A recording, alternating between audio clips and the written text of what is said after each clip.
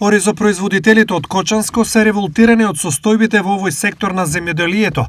На нив во овој период ништо не им оди во прилог. Ожнеани се само 50% од насејаните површини, обемните врнежи од дожд предизвикаа голема влага на оризот, кој ја намали откупната цена. Од друга страна, оризот кој што го жнее во оризовата арпа има голема влага, голема во свисно 19-20 влага, со што мора да се суши во така речени сушари, меѓутоа во моментот фабрикантите и фабриките не ги отвараат вратите за земјоделците, не го сушат оризот на секој кој што му е потребно и не го откупуваат.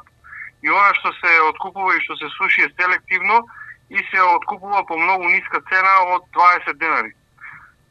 Ние баравме од ресорното министерство да излезе со производна цена, а според нас производната цена оризовата арпа не сме да се откупува испод 40 денари, што значи дека откупната цена не ја прифаќаме испод 40 денари.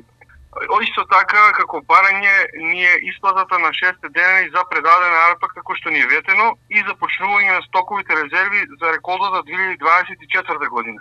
Поради ова, тие се организираат и најавуваат можни протести. Па неферскиот и некоректниот однос од страна на трговците можно е да доведе во наредниот период да излеземе на протести. Во Кочанско со ориз оваа година беа посејани околу 5000 хектари, а екзистенција од нив очекуваат околу 2000 семејства.